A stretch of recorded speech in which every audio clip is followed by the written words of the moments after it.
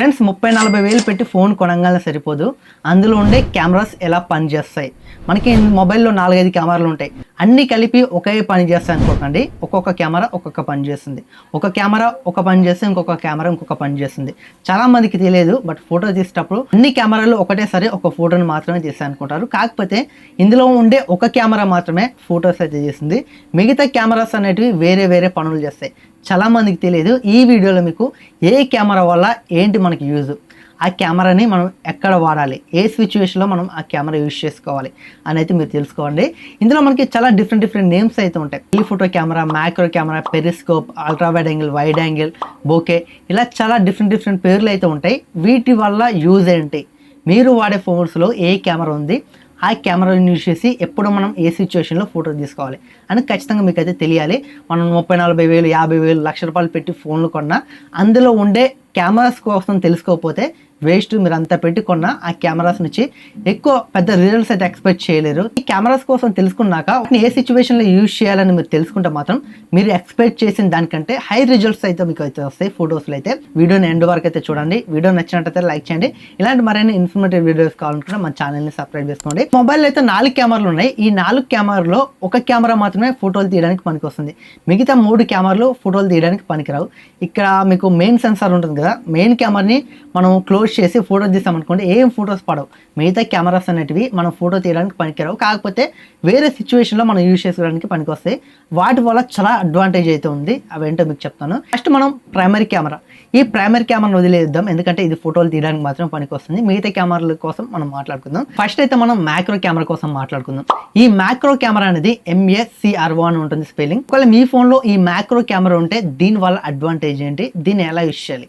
For suppose మీరు ఏదైనా ఒక చిన్న ఆబ్జెక్ట్ అంటే ఒక చీమని ఫోటో తీయాలనుకుంటున్నారు అనుకోండి. ఆ చీమని ఫోటో తీయాలంటే మన ఫోన్లో మ్యాక్రో కెమెరా లేకపోతే అంత దగ్గరికి వెళ్ళి ఆ చీమ దగ్గర పెట్టి మనం ఫోటో తీసామనుకోండి, ఆ చీమ అనేది ఫోకస్ అవ్వదు. ఒకవేళ మ్యాక్రో కెమెరా ఉందనుకోండి మీ మొబైల్లో, అప్పుడు మీరు ఆ చీమని ఫోటో తీయాలనుకుంటే మ్యాక్రో కెమెరా యూజ్ చేసి మీరు ఫోటో తీసారనుకోండి, ఆ చీమ అనేది చాలా క్లారిటీ కనపడుతుంది. ఇప్పుడు మనకి చిన్న ఆబ్జెక్ట్స్ అంటే చీమలు కానీ, దోమలు కానీ, లేకపోతే చిన్న ఆబ్జెక్ట్ మన కంటికి కూడా సరి కనపడని ఆబ్జెక్ట్లని మనం ఫోటో తీయాలనుకుంటే ఈ మ్యాక్రో కెమెరా యూజ్ చేసి ఫోటో తీసే మాత్రం చాలా హై క్వాలిటీ కనపడితే, ఫోకస్ అయితే మనకి చాలా క్లారిటీగా అయితే ఉంటాయి. సపోజ్ చెప్పాలంటే ఇప్పుడు మనకి ఈ పెన్ ఉంది. ఈ పెన్ మనం రాస్తాం కదా, దీన్ని మనం చాలా క్లారిటీగా ఫోటో తీయాలంటే, ఇది చిన్న ఆబ్జెక్ట్ కదా, మనం మ్యాక్రో కెమెరా లేని ఫోన్ యూజ్ చేసి మనం దీన్ని ఫోటో తీయాలంటే మనకి ఇంత దగ్గర పెట్టాలి. ఇంత దగ్గర పెట్టి మనం ఫోటో తీసామనుకోండి, ఫోకస్ అవ్వదు, చాలా క్లారిటీ కనపడదు. అదే మ్యాక్రో కెమెరా మన ఫోన్లో ఉంటే ఇంత చిన్న ఆబ్జెక్ట్ని కూడా, అంటే మనకి చిన్న ముందు బాల్ ఇంకుంది కదా, దీన్ని కూడా దగ్గర తీసుకెళ్ళి ఫోటో తీసామనుకోండి, అది చాలా క్లారిటీ కనపడుతుంది. అంటే మనం ఒక మైక్రోస్కోప్ దగ్గర పెట్టి మనం చూస్తే ఎలాగ ఉంటుందో మనకి ఫోన్లో కూడా అలా కనబడుతుంది. ఎంత దగ్గర తీసుకెళ్ళినా ఆబ్జెక్ట్ అనేది మనకి చాలా క్లారిటీగా ఫోకస్ అయితే అవుతుంది. ఈ విధంగా మ్యాక్రో కెమెరా అయితే మనకు పనిచేస్తుంది. ఇక రెండో కెమెరా చూసుకుంటే మనకి టెలిఫోటో కెమెరా. ఈ టెలిఫోటో కెమెరా వల్ల మనకి అడ్వాంటేజ్ ఏంటంటే, ఈ టెలిఫోటో కెమెరా మనకి స్పెసిఫికేషన్ ఎలా కనబడుతుంది అంటే, వీళ్ళు టెలిఫోటో కెమెరాని పెట్టి పక్కన 1x optical Zoom, 2x optical Zoom అని పెడతారు. ఈ 1x optical, 2x optical Zoom ఏంటంటే, ఈ టెలిఫోటో కెమెరా మన మొబైల్ ఉంది అనుకోండి, వాళ్ళు మెన్షన్ చేసింది 1x అనుకోండి, 1x వరకు మనం జూమ్ చేసి ఫోటో తీసామనుకోండి, ఆ ఫోటో క్వాలిటీ అనేది అలాగే ఉంటుంది. క్వాలిటీ లాస్ అనేది ఏముండదు. మనం నార్మల్గా జూమ్ చేయకుండా ఫోటో తీసి ఎలా ఉంటుందో, మనం 1x వరకు జూమ్ చేసి ఫోటో చేసినా ఎలాంటి లాస్ అయితే ఉండదు ఫోటోలో.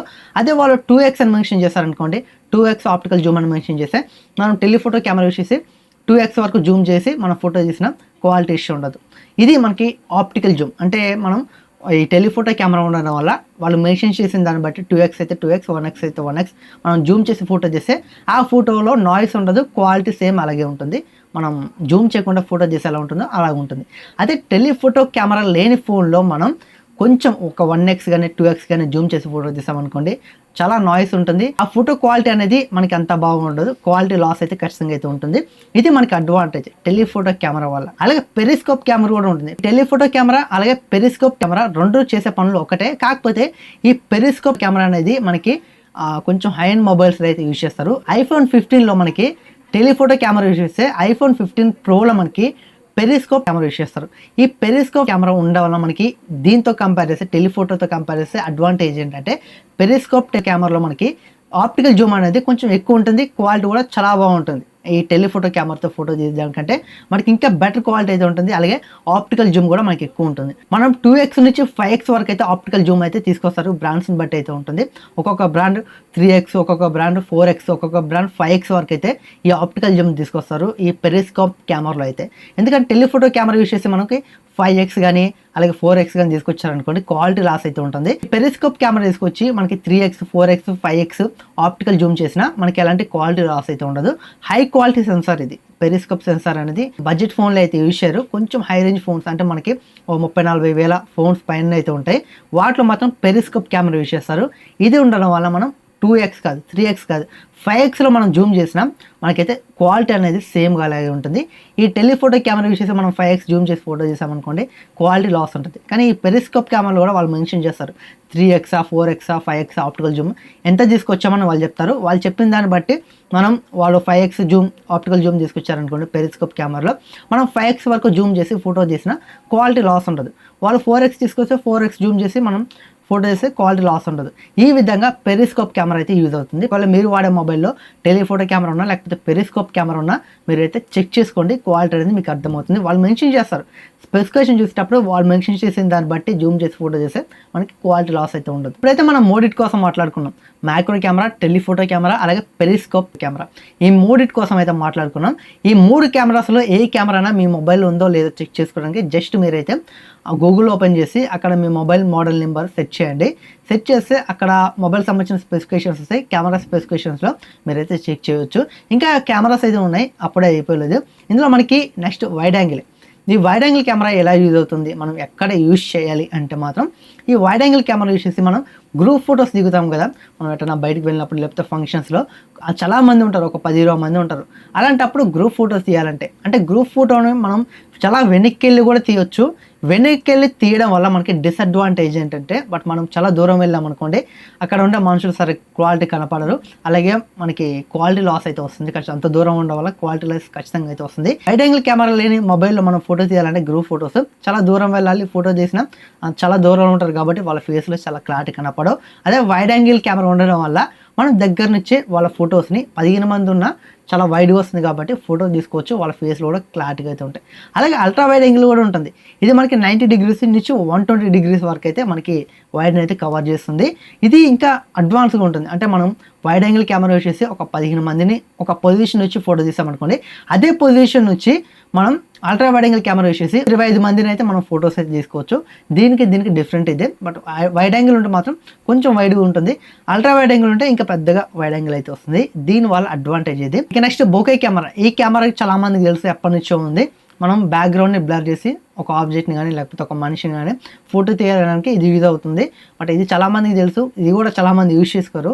బట్ ఈ బోకే కెమెరా ఆన్ చేసుకొని నార్మల్ ఒక మనిషిని ఫోకస్ చేసామనుకోండి బ్యాక్గ్రౌండ్ అనేది బ్లర్ అయిపోతుంది, మనిషి అనేది ఫోకస్లో అయితే ఉంటారు.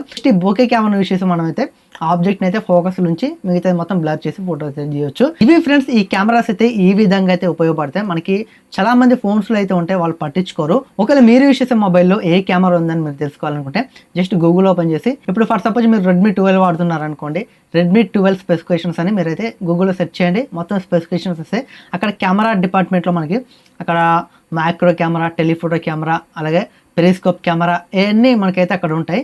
వాటిని చూసుకొని వాటిని ఎలా యూస్ చేయాలో, ఎక్కడ ఏ సిచ్యువేషన్లో ఆ కెమెరాస్ మీరు యూస్ చేసుకోవాలో మీరైతే తెలుసుకోవచ్చు. చెప్పాను కదా మనకి డిఫరెంట్ సిచ్యువేషన్లో మనకి డిఫరెంట్ కెమెరాస్ అయితే మనకి చాలా బాగా ఉపయోగపడతాయి. ఈ వీడియో మీకు ఇన్ఫర్మేటివ్ అనిపిస్తే మాత్రం ఖచ్చితంగా ఈ వీడియోని ఒక లైక్ చేసి మా ఛానల్ని సబ్స్క్రైబ్ చేసుకోండి.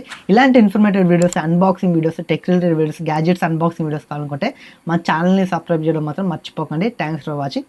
Bye now.